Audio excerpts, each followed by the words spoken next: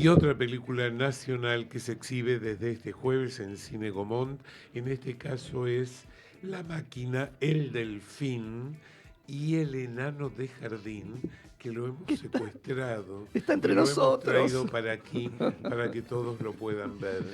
Así que vamos a hablar con su director, Tomás Larrinaga, y con uno de sus actores, Jesús Riorda, que están con nosotros aquí en el piso. Bienvenidos a ambos a Cinefilia.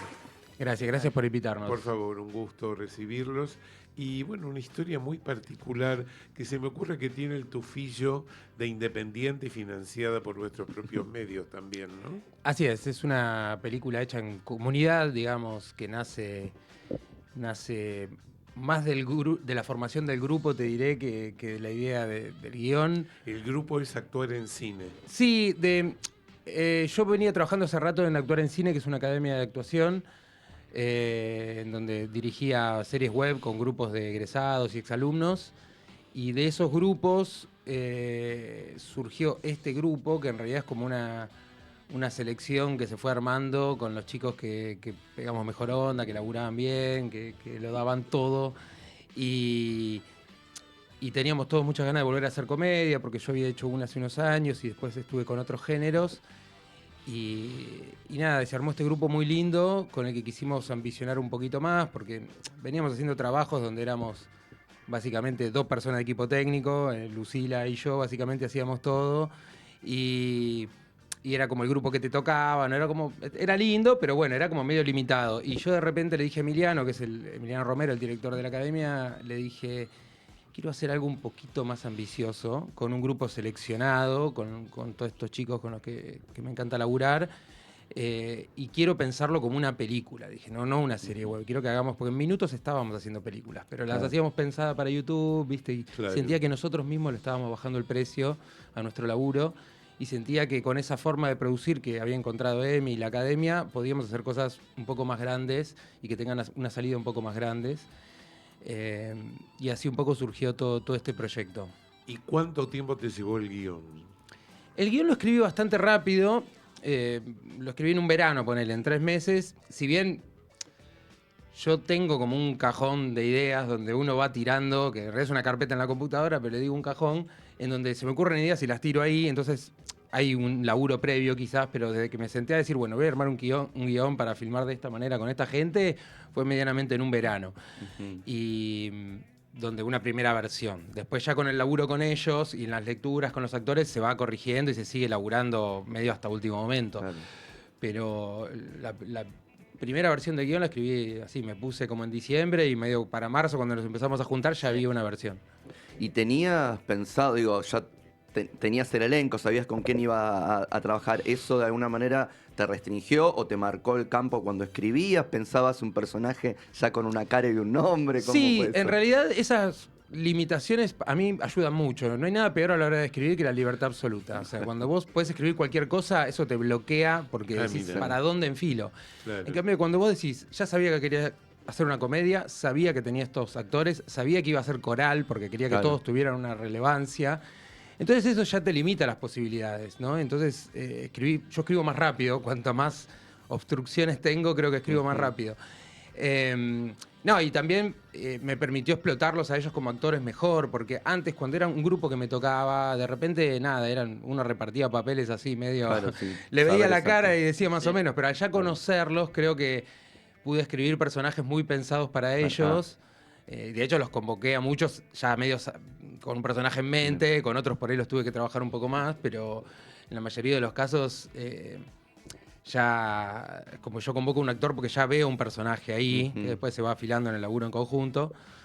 Pero sí, es algo que uno podría decir te limita, pero como algo positivo, digamos. Para mí, cuando vos limitás las posibilidades, es más fácil enfocarse, porque en el trabajo creativo, las peores cosas que te puede pasar es como esto de irte para otros lados, ¿no? Como empezás una cosa y de repente el proyecto se te desvió. En cambio, algo que te limita en realidad te permite mantenerte enfocado en esa idea, en no irte. Y para mí escribir para un actor y no escribir libremente siempre me ayuda. Bien, ok. Bien. Hay una cosa interesante de tu película. Vos ahondás en los flechazos, en los cupidos, en las atracciones. De hecho, casi todos tus personajes tienen encuentros amorosos o tienen actores o personas que son de su agrado, de su atracción, menos el personaje de Jesús. ¿Por qué es eso? Es un tema que hablamos, yo digo, tendría Ajá. que terminar con la madre. Claro. Atenti Pero Es que creo uno da va, vuelta uno rara. va viendo y dice, ¿a dónde lo va? Claro. Atenti que uno mira esas cosas. Sí, sí. No, en realidad son más los que no tienen, pero sí, el caso de él, para mí el personaje de Toto es como un personaje casi mágico, ¿no? Es como el comodín, el tipo que transita con una levedad, ¿no? Que no lo afectan, parece, las otras cosas. Inclusive al principio, bueno, la secuencia de títulos que es él Sí, bailando en el que viene cementerio. bailando. Esa fue una de las primeras imágenes que tuve antes de hacer la película, antes de tener la historia. Yo no sabía bien qué, pero sabía que quería un personaje todo vestido de colores bailando en un cementerio. Mira, Y medio que siempre lo imaginé a él. bueno, es el que arregla el delfín. Y el personaje medio que viene a partir de... A veces hay una frase de Wenders que él dice que en vez de agregarle imágenes a un relato, a él le gusta ver a partir de imágenes y ver qué relato anida implícito ahí, ¿no? Yo soy muy así, que en general tengo un par de imágenes, tipo la del auto también, que está en el póster y todo, era una imagen muy iniciática, y después empiezo a ver cuál es la historia que está atrás de esta imagen que se me vino a la cabeza. Que me parece que así uno llega a ideas quizás un poquito más cinematográficas y no a una adaptación literaria de un texto. Sí, la bajada inicial fue, necesito que crees un personaje boreal. Como que me imagino la aurora boreal para el personaje. Y a partir de ahí construimos a Toto. ¿Qué es lo que más te gustó de tu personaje? Bueno, yo creo que en la vida, como decía, eligió los personajes, los actores que van a encarnar los personajes un poco por cómo son en la vida real. Yo creo que soy un poco así en la vida.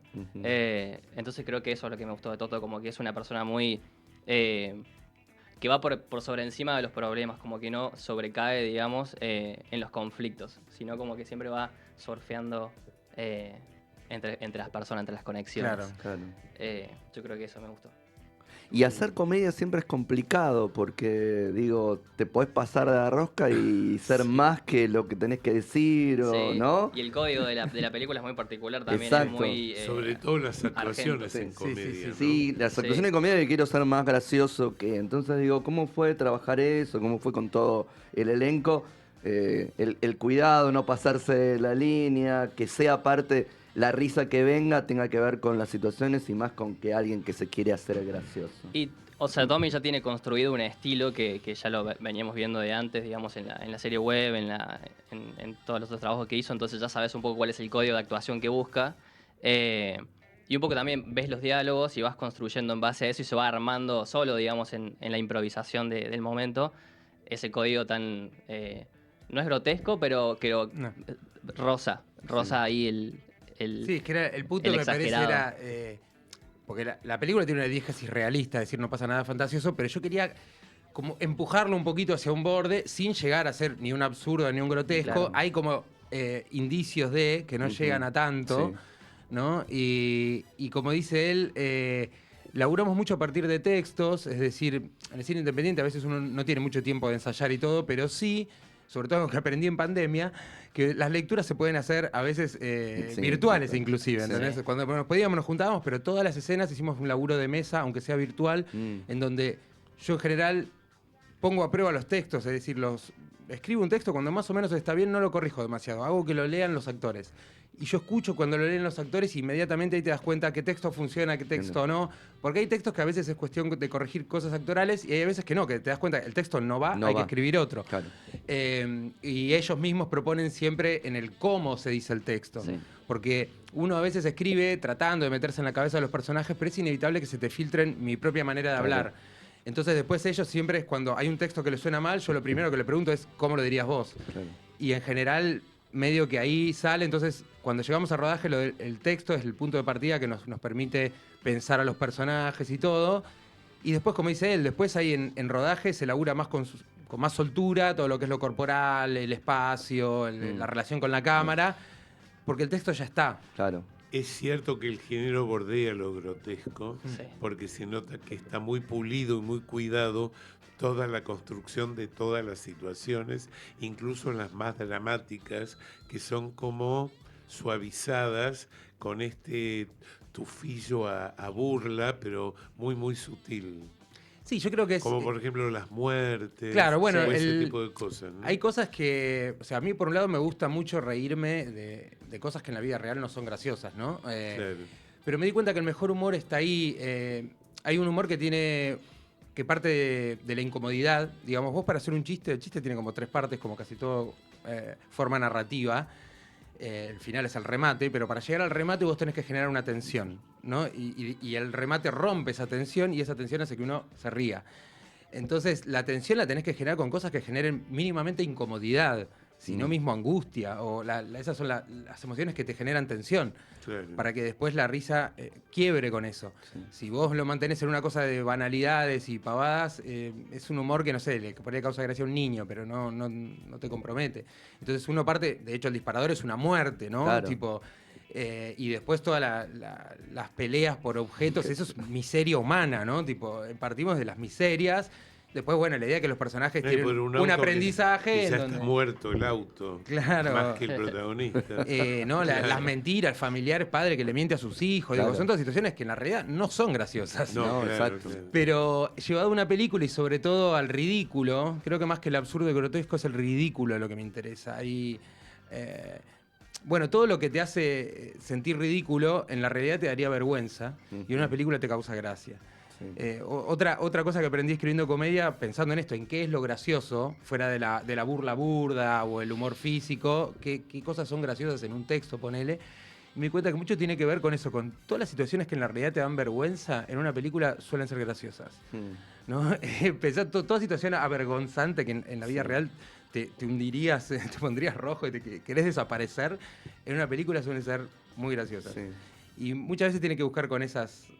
llevar a los personajes a esas situaciones. Totalmente. Lo que pasa es que también ahí me parece que hay como o la distancia de la cámara o la construcción de los personajes para que eso ridículo quede en el hecho ridículo, pero no los ridiculice ni les ponga el dedito de mirá qué tontos que son y cosa que acá no sucede. Digo, No, no, es verdad. atraviesan esas situaciones, pero no hay alguien diciendo, mira qué tontos que son. No, Digo, claro. no hay una cámara, no hay un dedo acusador, no hay personajes que no saben qué, digo. Hay algo que Está todo que justificado resuelven con el, eso, sí. con el contexto de la película. Sí, sí, sí. Es muy divertida la escena del truco cuando el protagonista recibe la llamada de su novia Sí. y cómo vuelve a jugar. Sí. Sí. No la spoilemos demasiado, No, pero no, sí. no dije nada. la escena solamente de- describí La escena del truco es como el situación. corazón, es el medio, Claro, claro. es el midpoint, digamos, de la Claro, película. claro.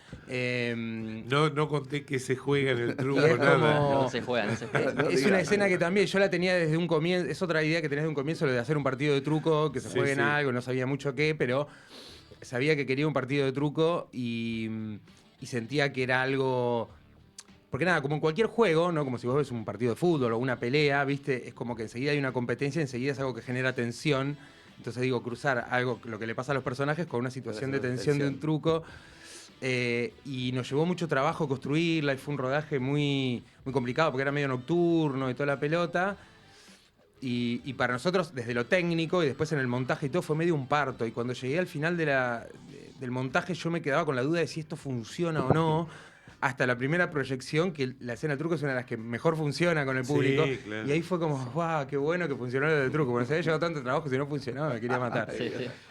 Bueno, ¿dónde se puede ver La Máquina, El Delfín y un enano? Un enano de jardín, es como la de Buñuel, que es un perro andaluno. un enano. Bueno, está en el Cine Gomont todos los días a las 14:10 y a las 20:40, 2 funciones por día hasta el 20, hasta el miércoles 20. Después veremos si nos extienden y qué horario nos dan. Ok. Pero bueno, aprovechen a verla hoy, mañana, pueden ir a verla y el lunes, martes, miércoles. Después va a haber más funciones. Hay un Instagram que es @lamáquinapelícula, que pueden seguirnos ahí porque vamos a ir agregando nuevas funciones. Por un lado, porque si nos renuevan probablemente cambien los horarios y también estamos programando en cineclubes y buscando salas de conurbano, aunque sean salas alternativas, tipo teatro. Qué bien. Pero una vez que pase esta semana del estreno fuerte acá en Acamont, la vamos a empezar a hacer girar un poco más y ahí van a encontrar seguro todas las funciones. ¿Van a seguir filmando cooperativa? Sí, porque medio que no queda otra. Sí, además. Salvo que Es la venga, no clave. sé, Pero alguien tenés te ponga ganas, la tenés papota. proyectos, Sí, ya tengo tenés guiones. tengo un nuevo proyecto que viene avanzando más rápido de ¿Con lo que este quería. mismo elenco? Con parte, en realidad porque voy a hacer todo lo contrario. Es una película más oscura y con muy Mira. pocos personajes. Esta Jesús es va a colorida. estar. Yo no estoy. Jesús va a Jesús estar. no, pero Mira, ¿qué va a hacer Jesús? tengo una idea Se ve para que no, Jesús para no, más no rendí adelante. No, ahora voy a filmar una película que se llama Catarsis, que hay un Mira. Instagram que se llama Catarsis, la película que Ya está medio en vacío porque Instagram, recién lo mirá empecé. vos. Sí. Lo creé porque, bueno, probablemente vamos a empezar a difundirlo pronto porque estamos ahí justamente en la búsqueda de algunos recursos. Ya tenemos casi todo para filmar, nos falta concretar 3 pavadas y en un par de meses capaz que empezamos a filmarla. Es una película completamente diferente, pero lo que tiene de bueno es que está bastante concentrada en una locación y con pocos personajes, entonces que la idea es filmarla en muy poco tiempo. Bien. Porque esta la filmábamos todos los fines de semana, Claro, hacía poquito durante cuando un cada año. uno Esta es podía. como al revés la forma de filmar, por la naturaleza del guión. Sí, sí. Bueno, suerte con la máquina. Gracias. Suerte con Catarsis. Suerte con todo lo que hagan. Bien. Gracias por venir. Gracias por Muchas invitarme. gracias. Señor operador, nos vamos a lo que sigue.